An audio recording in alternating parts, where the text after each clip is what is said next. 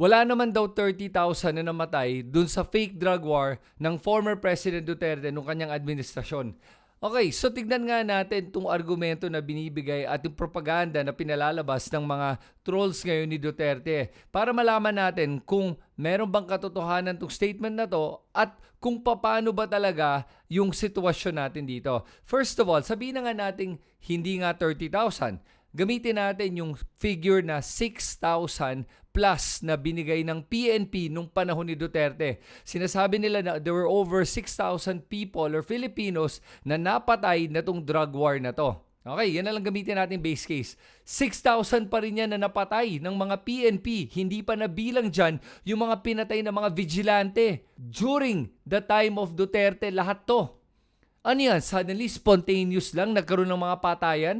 Kaya nagkaroon ng patayan dahil sa orders ni President Duterte. Kaya nagka-leche-leche ang Pilipinas. Kaya nga gusto nyo siya di ba? Kasi nga pinapatay nga niya yung mga drug addict, di ba? Yun ang sinasabi nyo Alam po nyo, lahat tayo magkakasundo naman tayo na ayaw natin ng droga.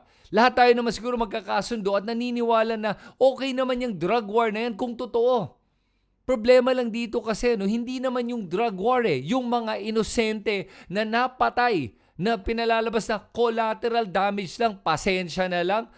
As Bato would say, shit happens. Hindi po pwede yun Yan po ang pinaglalaban natin. Yung mga maraming namatay na hindi dapat namatay. Kaya kahit sabi mo 6,000 yan, 6,000 pa rin yan na pinatay. Kaya hindi ko maintindihan kung ano yung pinaglalaban nyo na hindi daw 30, 6,000 lang daw. O sabihin natin somewhere in between, 6,000 to 30,000 o 12,000. Marami pa rin yun At ang masama dito ay hindi nga lahat yun guilty. At sa totoo lang, hindi nga natin alam kung ilan doon ang guilty at ilan doon ang inosente. Paano natin ngayon malalaman? Patay na sila. Hindi man lang sila nagkaroon ng pagkakataon na depensahan ng sarili nila. Kaya para sa inyong mga nagsusuporta kay Duterte, pag-isipan naman natin to. Ang pinaglalaban nating dalawa ay pareho lang ayaw natin ng droga sa Pilipinas. Pero ang pinagkaiba natin, kayo, okay lang sa inyo na may namamatay na inosente. Basta lang mapatay ang mga masasama. Pasensya na lang ang mga inosente. Swerte kayo kasi hindi yung pamilya nyo na nadamay dito. Pero kawawa naman yung mga pamilya na nadamay yung kanilang mga anak, asawa, mga kapatid dito sa drug war na to. At kung tutuusin, ito pa yung masama. Ang daming namatay, wala namang nagbago sa pagkalat ng droga sa Pilipinas. Pareho pa rin. At alalahanin nyo kung talagang droga ang pinaglalaban ni Duterte at hindi lang yung propaganda para lang maniwala kayo. Di bakit hindi siya nagalit nga nung may nawalang yung magnetic lifter sa mga 3 tons of shabu? O kaya yung mga 6 billion worth of shabu na nawala? Hindi man lang siya umimik? Anong klaseng yan? Drug war yan na hindi ka nagalit na yung supply na ganyang kalaki na wala na lang bigla?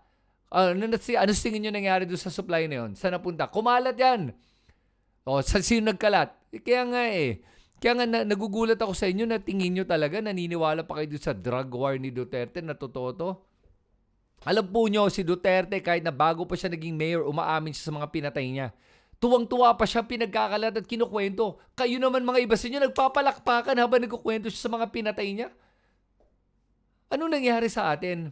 Anong nangyari sa ating moralidad? Na nagpapalakpakan na lang tayo pag may nagkukwento na may pinatay siya, na umaamin siya na pumapatay siya ng tao. Hindi ito yung pagiging Pilipino yung pinag-uusapan na natin Pagiging makatao, yan ang pinag-uusapan natin ngayon. Diyos ko, nakakaawa talaga pag nakikita ko yung ating mga kababayan na nabubudol pa na itong mamamatay tao na to Hindi lang yun. Meron pang isa pang pinagkakalat yung mga trolls ngayon na sinasabi nila, asan daw yung 6,000 o 30,000? Bakit 43 lang daw ang mga nag-file ng kaso sa ICC? 43 victims lang naman daw. Alam mo, sinasabi ko na nga na kahit na 43 lang yan, marami pa rin yan na hindi pwedeng dapat napapatay kung inosente yan mga yan. Pero, bakit nga ba 43 lang? Para sa kaalaman ng lahat, ang rason kung bakit 43 yan, kasi pinipili lang nila yung mga kaso na pwede lang iharap para sa ICC para mapabilis yung paglilitis kay Duterte. Okay? Kasi isipin mo to kung gusto nyo na 6,000 yung magsampa ng kaso, at maging witness, sabihin na nga natin 6,000 para masaya kayo.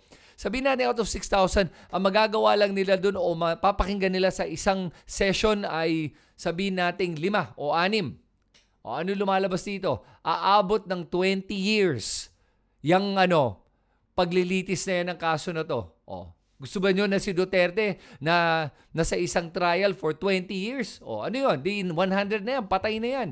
Walang makukuhang hustisya. Si Duterte, walang makukuhang hustisya din yung mga biktima. Kaya dapat pinipili lang yung mga magiging witnesses at yung mga nagsampa ng kaso dahil doon. Hindi dahil hindi namatay yung 6,000. Huwag na tayo magbolahan. Kaya nga tuwan-tuwa kayo kay Duterte kasi alam nyo na marami siyang pinatay. Ang problema lang is lagi niyong tingin na basta drug addict, criminal, rapist. Magnanakaw. Hindi po lahat ng drug addict ay criminal. Hindi po lahat ng criminal ay drug addict. Maraming mga rapist dyan na hindi naman drug addict Maraming magnanakaw dyan na hindi naman drug addict Kaya yung narrative nyo na nasa utak nyo, na kwento na ginagawa nyo sa utak nyo ay mali-mali na nagkakabuhol-buhol na So kaya importante talaga na alamin nyo itong mga ganitong facts para lang hindi kayo nabubudol. At para sa mga nagsasabi naman na na bakit daw ginawa to ni BBM kay Duterte, wala ba siyang utang na loob? Alam mo, ang utang na loob ni BBM ay hindi po dapat sa mga Duterte. Tama yung ginawa ni BBM dahil po dapat talagang utang na loob niya ay sa sarili niyang bansa. Kahit na sino pang kaibigan o kaalyado mo. Yan nga nagiging problema na sa politiko natin Nagkakampi-kampihan ng mga magkakaibigan dahil sa utang na loob. Yan. Imbis na bantayan at protektahan ang ating bansa at ang ating mga mamamayan, pinoprotektahan lang yung mga kaibigan nila. Kaya nga, walang nakukulong ng mga politiko Ngayon na nabibigyan si Duterte ng due process, ngayon galit pa kayo? Ngayon kayo pa yung naiinis? Pambihira naman kayo? Ngayon kayo sumisigaw, nabigyan ng due process, eto na nga yun. Tapos tignan nga natin dito, ano pa yung mga pinagsasabi ng mga tao dito? Bakit hindi daw sa Philippine courts kinakasuhan si Duterte? Alam mo naman na dito sa Pilipinas, palpak talaga yung judicial system natin Ang daming beses, maraming mga nakukulong o nabubulok sa ating korte dahil sa sobrang tagal ng mga kaso na walang pinupuntahan. Pwede nga magplanta ng ebidensya Si Duterte mismo, inaamin niya na nagpaplanta siya ng ebidensya. O sa mga nagsabi na, yung mga pinapatay lang naman ni Duterte ay yung mga nanlaban. Pambihira ka naman, si Duterte na nga nagsabi pag hindi nanlaban, bigyan nyo ng barel. Pag hindi nanlaban, encourage nyo manlaban. Para lang patayin na nyo. Siya na nagsabi nun Tapos alam mo na lahat yung, hindi ko kayo maintindihan kung ano pa yung pinaglalaban nyo mismo. Siya na inaamin niya na mali yung ginagawa niya. Inaamin niya na siya mismo inaamin niya. Natatanggapin niya yung lahat ng mali na ginawa niya. Dahil daw para sa ating bansa. Like Panelo said, lokohin mo lelang mo. Kasi po hindi niya po yung ginawa para sa ating bansa. Ginawa niya dahil sa kanyang gusto ng pagpatay ng tao, yung kanyang bloodlust or bloodthirstiness. Yan po ang hinahanap ng isang mamamatay tao. Makatikim ng dugo. Yan ang gusto ni Duterte. At binigyan niyo siya ng kapangyarihan na pumatay ng tao. Pumatay ng ating mga kababayan. Yun yung problema natin. Tapos hindi lang yon. Sasabihin naman niyo dito, na-surrender daw ang isang Pilipino sa dayuhan. Huwag niyo kakalimutan, si Duterte sinurrender niya ang buong Pilipinas sa China. Kaya nga tayo na-invade na ng China. Mga military bases, napalibot na nga tayo ng mga military bases Tapos hindi lang yun, dahil kay Duterte, lumawak at dumami yung mga pogos at yung mga kriminal na pumunta dito sa ating bansa. Dahil yan kay Duterte. Kaya dami-daming krimen na pumasok Tapos sasabihin nyo na, si Duterte, bakit natin binigay sa ibang dayuhan? Binigay natin dahil kriminal yan. Na alam natin na makapangyarihan, alam nyo lahat yun na makapangyarihan si Duterte. Hindi ito kaya ng ating mga korte. Takot sa kanya itong mga hukom natin Yung iba doon, appointed ni Duterte yan Kaya nga talagang, pambihira talaga itong mga logic na ginagawa nyo. Sasabihin nyo ngayon na nawala ng soberenya ang Pilipinas. Hindi po nawala ng soberenya ng Pilipinas. Isang tao po yan, si Duterte, hindi Pilipinas. At ang Pilipinas ay hindi lang si Duterte. There's 120 million of us. At yung 120 plus million na yan, okay, marami siyang pinatay. Yan po ang ipaglaban natin. Yung mga maliliit, yung mga mahihirap, yung mga biktima. Yan ang paglaban natin. Hindi yung mga makapangyarihan na tulad ni Duterte. Tapos idagdag mo pa, yung mga korupsyon at kalokohan na ginawa niya. At yung pagtaas ng bilihin dahil sa kanya. Kaya sa mga nagsasabi na best president daw siya, please naman. Paano naging best president yan? Dahil sa kanya tumaas ang bilihin. Dahil sa kanya, marami mga cronies niya ang nakinabang habang tayo ang nagbabayad ng mga utang na ginawa niya para sa kanyang mga kaibigan sa China.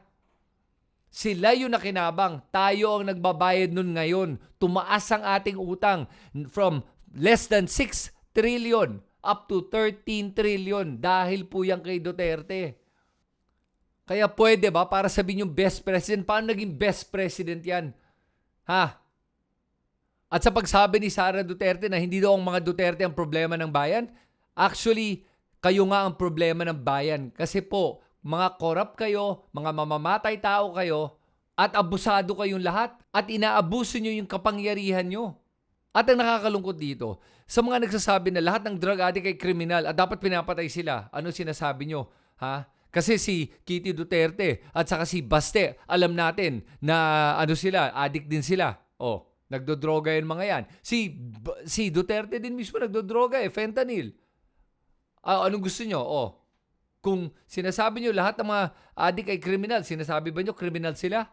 Hindi, di ba? Kaya nga hindi pwedeng selective justice. Either all or none. Ano ba talaga? Pumili kayo.